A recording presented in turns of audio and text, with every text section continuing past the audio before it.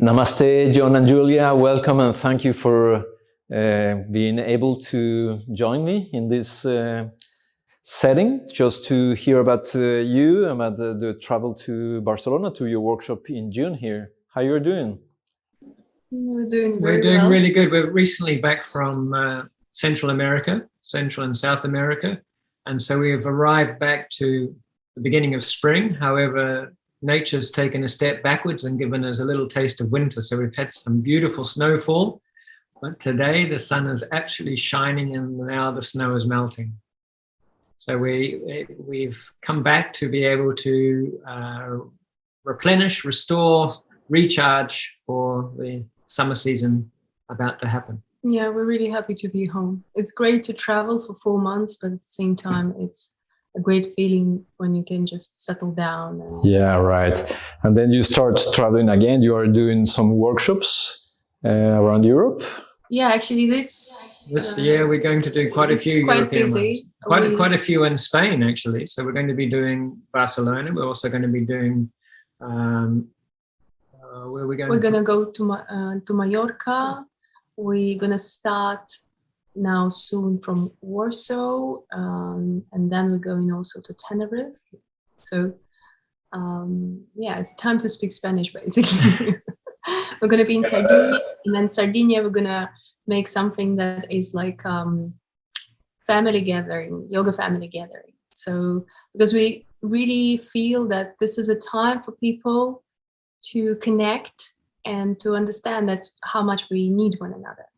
And I think also our workshops, in a sense, become even more sensible in terms of what to bring, how to connect.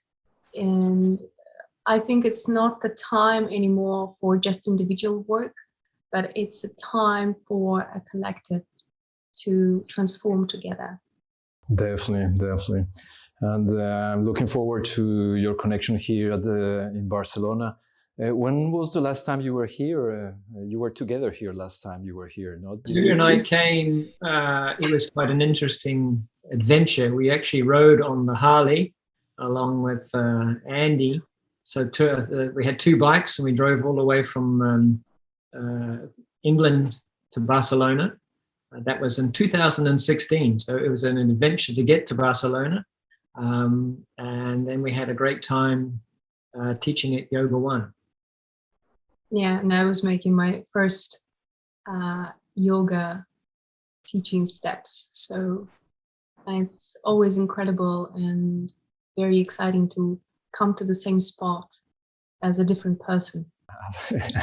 Right. I can't remember exactly, but I would imagine that Sandra was with us on that tour. So Sandra and I were the main teachers, and Julia was then under the wing of Sandra, which was beautiful. And so, as Julia says, it's nice to be adding to the work that Sandra's been doing with you, but also to come back as a new person, a different person, more experience. Since then, 6 years, a lot has happened in 6 years, especially since we've been traveling to Central and South America, which has added quite a flavor to our presentation. And in what sense it's going to be, has changed the teachings, and what are the intentions, both from Julia and you, to teach here in Barcelona? I think, first of all, as I said, we really had a taste that in South America, people really understood that transforming just as an individual is not easy. And especially we humans are very social beings. And when we collectively we connect through the same state, through the same intention, and put it in a space, the transformation happening much faster. Of course, it's not only South America. There's many other teachings that we met during these years that brought it to us. But that's why the counted method became even more significant, because you understand that people are at the same vibration, they wire in the same frequency, then they really become collective. In that point, they have a possibility to become one. But if everyone is thinking different things and going through different modes and thoughts and so on, and different programs, because we all have programs, then it's really hard really to connect to the source, because we don't have the unified field. So this is one of the most important things.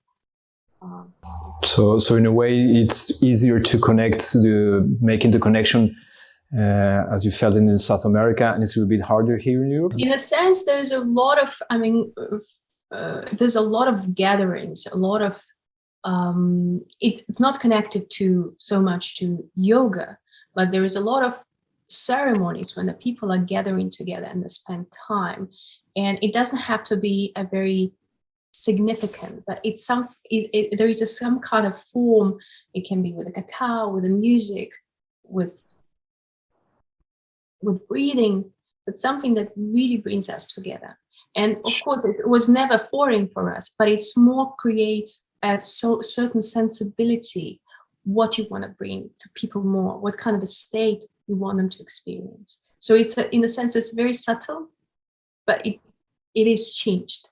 For me, the word that's rising out of the conversation is remember. So the Central America, South America experiences, they're reminding us how far we've distanced ourselves from our natural selves, our natural way of life. Parallel to that is that yoga is a reminder. So yoga is a reminder how we unlearn the programs of society that goes out of balance.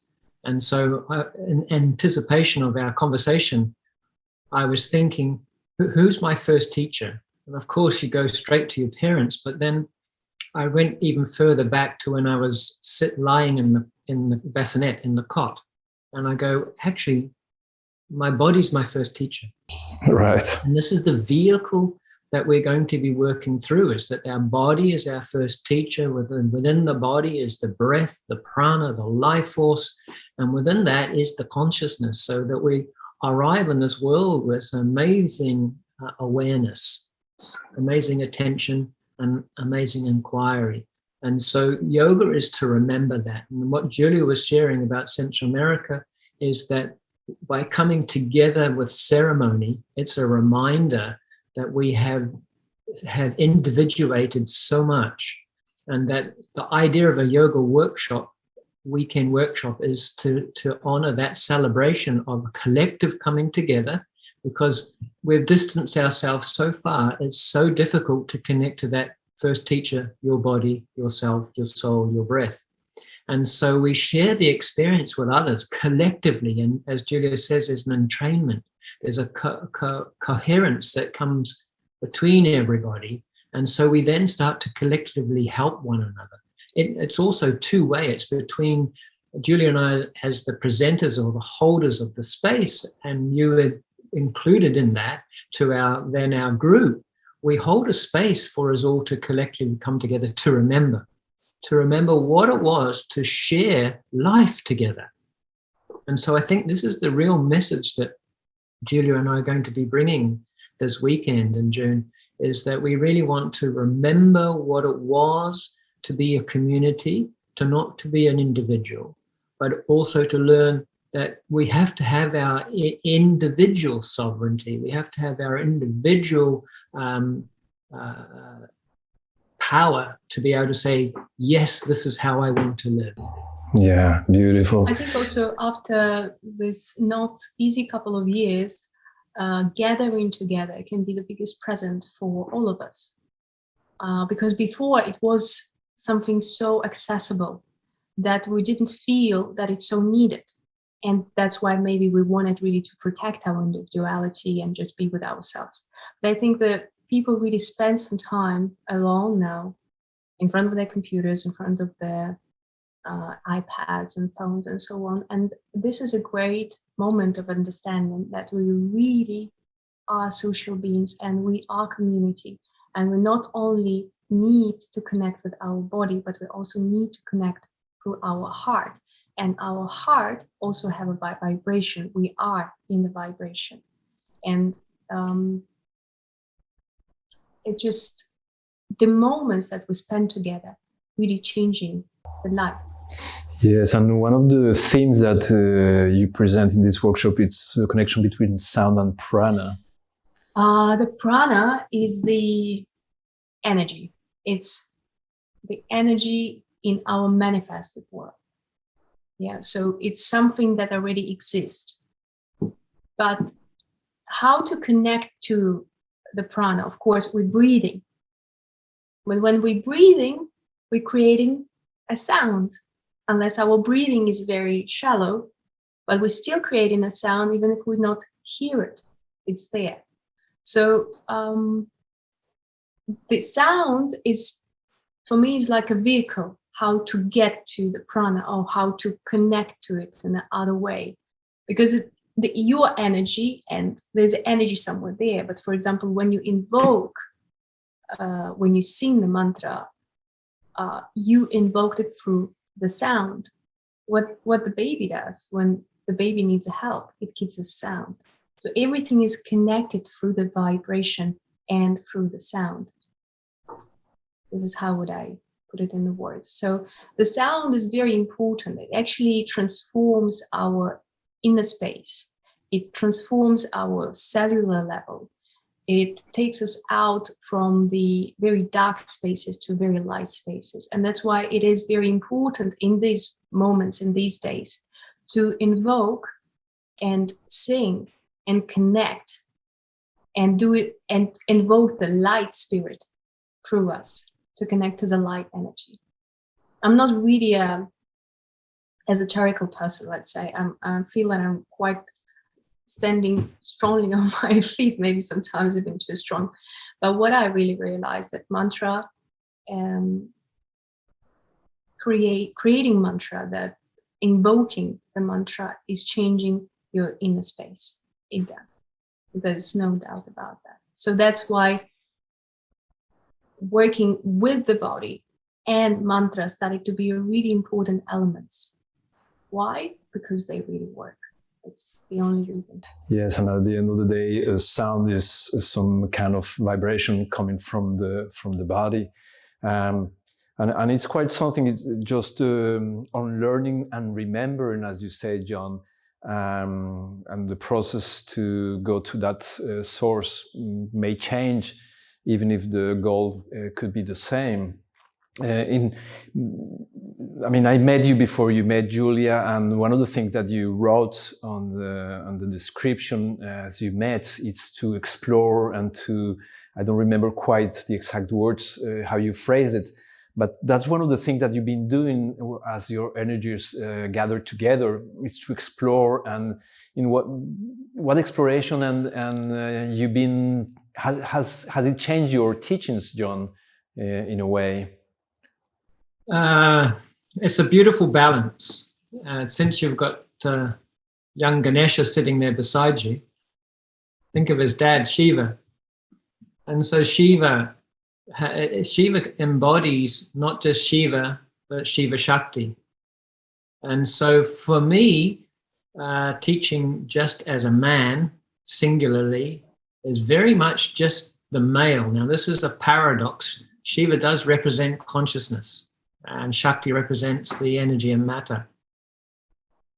And just teaching by myself wouldn't just be consciousness. The paradox is that teaching as a male, it's very masculine and it becomes very material. So it's very sun-orientated.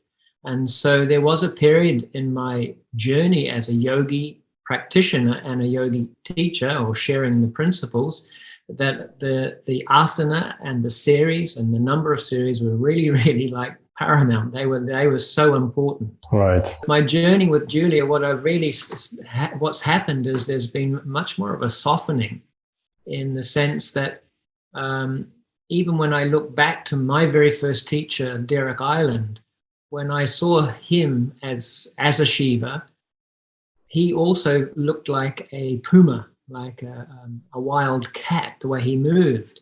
That was the feminine quality. So even within Derek, he was such an incredible physique, I could see that there was a femininity in the way that he moved. That's retrospective looking. And so the balance is really important. Now, if we add the concept that Shiva is the consciousness and Shakti is energy and matter, then there's a huge shift that's happening at the moment from that patriarchal world paradigm that we're living in. There's a huge shift back to the matriarch. So our Central America, South America connections through the ceremonies are taking us back to living in nature, the connection to mother, connection to the feminine. And so working with Julia now, what happens is that I'm realizing how, as a male teacher, the audience or the practitioners are predominantly female now. So there's a huge shift. It was more men back in the 80s. Now there's more women. And so my place, my role is, as a Shiva, is to hold space for Shakti. And so as an ambassador for the yoga and an exemplar as a male teacher, I want to then also share to the collective group on the weekend workshop is that men are supposed to hold the space for women. The women are the holders of the connection to Mother Earth, to the connection to the plant life, to the source of life. To the source of life. And so what's happened is that whole patriarchal sun man energy that I had, even though there was a certain softness within that, just because of the person I am, it's been actually amplified working with Julia and seeing the way that she says she's not that, what was the word, esoteric, and she's quite grounded. Yes, she's grounded as a woman, but because she is a woman, she's introduced me to Central and South America and all of the ceremonies that we've participated in. And those ceremonies and some of the practices within those ceremonies have connected me to not just this Annamaya kosha, but to my pranamaya kosha. And so my pranamaya kosha now is where I'm working. And so is when Julia says that it's all sound, everything is sound. And I then hear Guruji saying, with sound, make noise. Ujjayi breathing, with sound, make noise, victorious breath. And so I'm using the sound more in my practice as I'm doing asana as well, because I'm also very quietly counting in Sanskrit verbally. And so there is a sound prediction, the prana of the seeds, Sanskrit sound of the number. And then if you carry that into the mantras, it takes you to, it's for me, the quickest way to transcend the ordinary chitta-chatta brain. The moment that we start counting, singing, it's very difficult to focus on anything else other than what you're singing. And so for me, it's opened up a whole new doorway to balance the Shiva Shakti. And so obviously, I've been studying the moon for many years of my practice, and I've always been talking about the balancing of the sun and the moon energies. That's Hatha Yoga. And so really to walk the talk is to really balance that sun and moon energy, that, the sun's in the sky for half the day and the moon's in the sky during the full moon period for half the day. During its dark moon period, it's with the sun all day. And I would just wanted to say, I think that John always had his feminine energy in the balance. And I think he's just a protector of the structure. This is how I would name it. He's a protector of the count. He's a real holder of that knowledge, how to transmit also that to the student. And at that point, I'm the person who also brings a softness into this world and brings a sound, because this is, let's say, it's hard to, because I don't want to kind of advertise anything, but when you together, the energy is changing because you start to reflect one another. In a sense, you also bring this reflection to people, and then they reflect themselves from that reflection. And I think that the feminine and masculine energies are much more easy to reflect together, you know, when there is also both aspects are present physically. Also, what Julia's balanced out is in the yoga philosophies and traditions, and there is the Indian deities. There's Durga, there's Kali, but there's also Saraswati. And so when Julia's talking with that sort of knowledge and that sort of wisdom, I hear that coming through the teachings of Sri Saraswati, the mother again. So that the one who holds knowledge in the Indian tradition is Saraswati. And so once again, it's if we want to talk about parampara, we want to go back to the mother. We want to go back to the feminine. We want to be able to see that balance of wisdom. So both Julia and I, when we have our private yoga conversations, it's great because we've got the male-female intelligence coming together in a lovely synergy. And so I'm often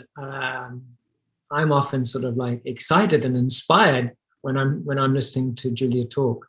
And so that's very special for me to then also feel that there is a Shiva Shakti.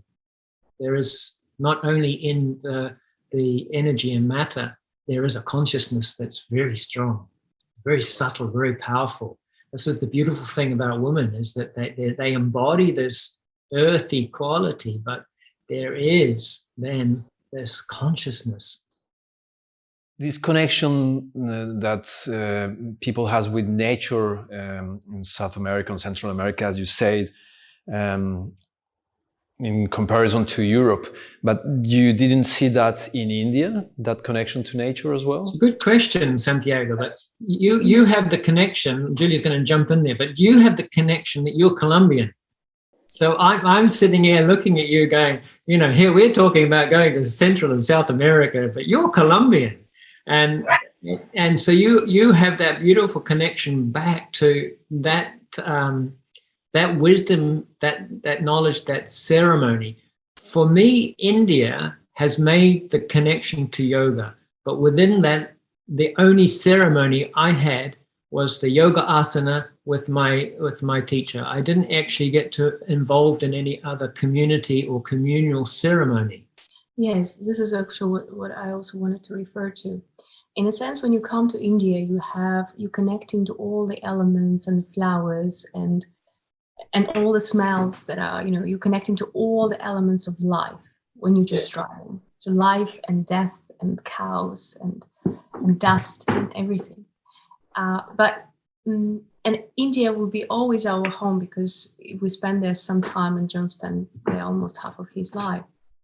But the culture, as Indian culture, is not so open in a term. For example, when my dad died, we did a puja for my dad.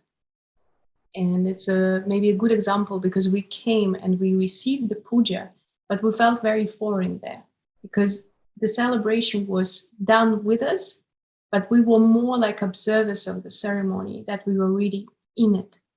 Because there is some cultural differences and they're so big, and also the language which is used is not English.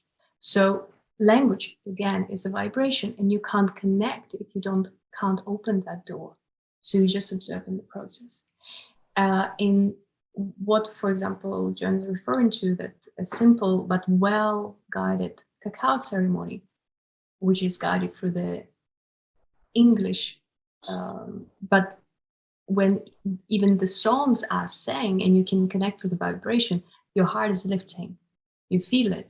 And this is the beauty and the simplicity of the ceremony, that you are invited in a circle to connect and to bring your energy and to voice it also. So in that sense, this is a different thing. You can connect in many ways in Indian culture because it's incredibly wide and incredibly deep. And John had an experience of learning with Pattabhi Jois and just getting so much wisdom from him directly. I had a beautiful opportunity to learn Nadyog in India, in Goa, and connecting to that source. of knowledge, and you carry it inside of you. But in terms of the ceremonial place, I think I feel that just South America is very kind and very open to share in that point, which doesn't mean that we don't want to connect to India. We want very much. Can I add to that? Is that Julia's pointed out the difference in cultures, that the Indian culture within it has everything. And the interesting thing is I've been to more kirtans in South America than I have in India. That the Central and South America, although it has an incredible heritage back to Mayan and the Aztecs, even though it has that incredible root, it flowers in a way that draws in the teachings of India and Sufism, whatever, all around the world. So the Central and South America not only have their core, but they also embrace all the others. And that's why at the moment there's quite a migration or a movement of international people to Central and South America. Because it was the most open. The most open country. But that shows you the culture is so open.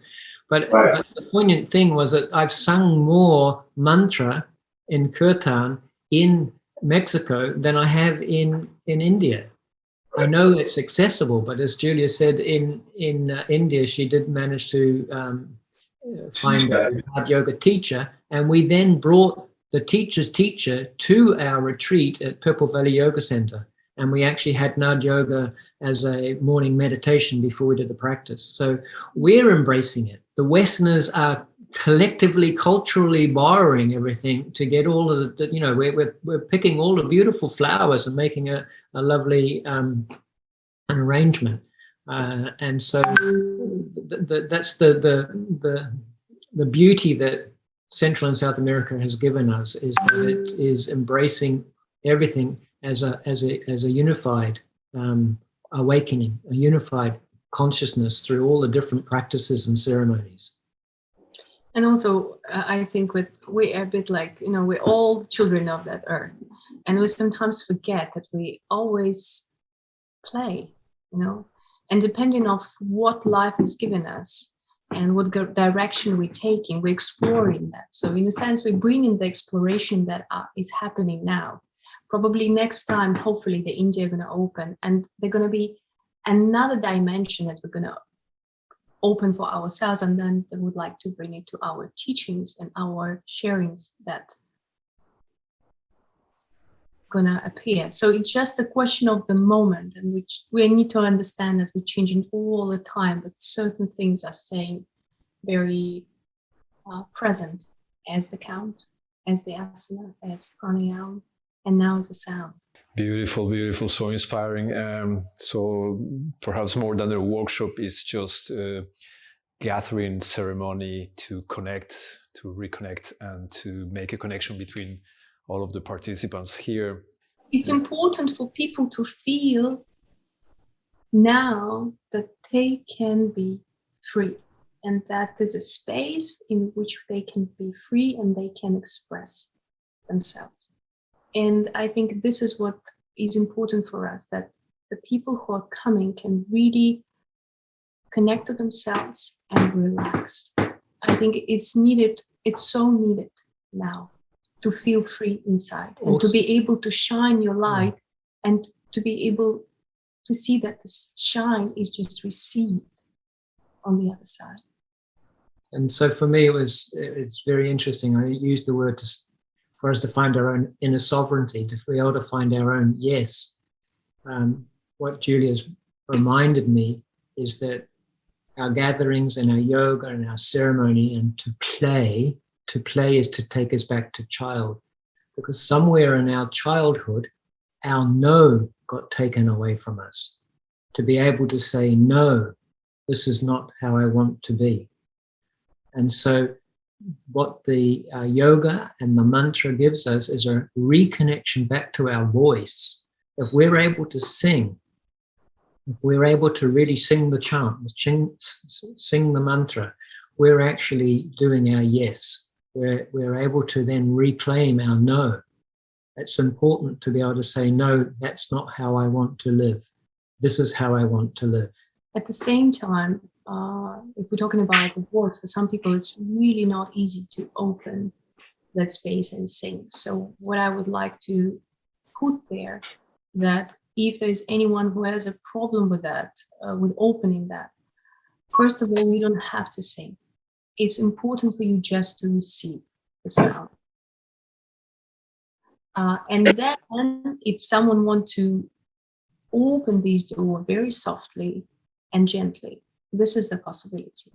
But I just want to say, it's not like a sound or music or vocal workshop that we're doing now. But it's important to refer to that. But if there's just someone who has a problem with, like mantra, probably going to be like, I don't know, 20-30% of our presentation, but it's important element of all of it. But it's hard to put into words. It's just a question of experiencing that. But if someone doesn't want to sing, it's important just to stay in the vibration and receive. That can be a big change. And we saw this change. We saw how the heart can melt just because it's ready to open and receive the sound. That's it.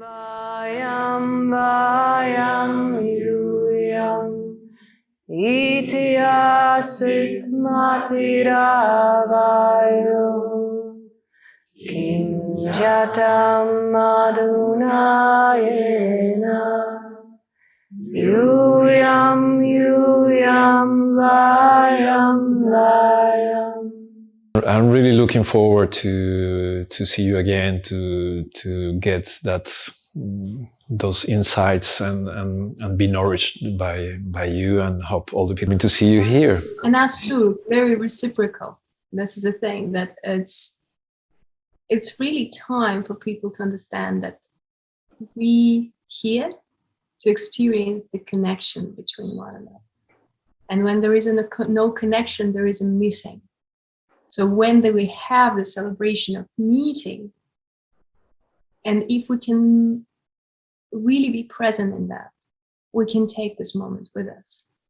And if we don't have this opportunity to be together, we kind of are just closed in our own individual bubble. And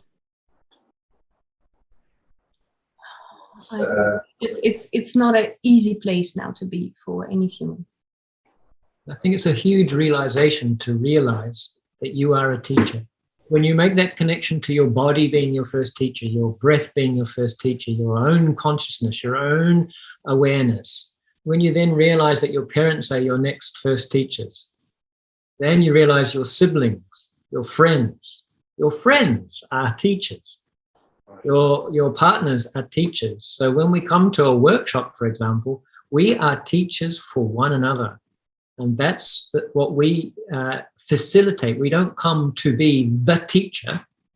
We come to facilitate each and every one in the workshop, realizing that they too are teaching. By participating in the workshop, they are collectively nourishing, your word nourishing one another. We nourish one another as teachers to one another. They are reflections. So as we sit here looking at you, Santiago, you're a reflection of us. Yeah, I see myself in you and you see yourself in me. And so there's a reflection that we're able to go, well, I learn from you and you learn from me. So therefore there is an equanimity there. There is just a beautiful synergy.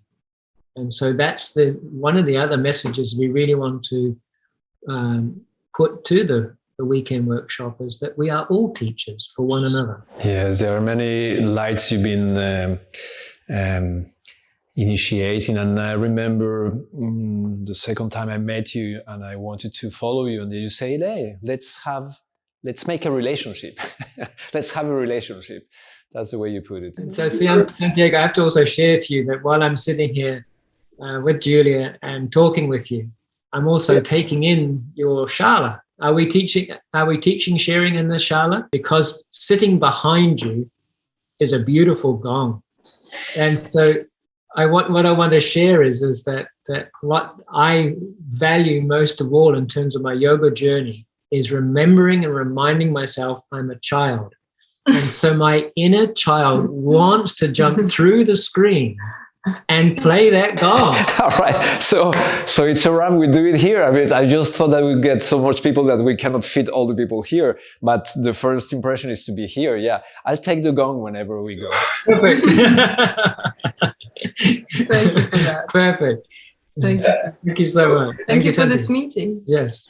And we're going to meet quite soon. Yeah, very soon, June 10th, 11th, and 12th, and looking for seeing you here and embrace you and give you and receive love from you. Thank you, John. Thank you, Julia. Thank you. Thank you so much.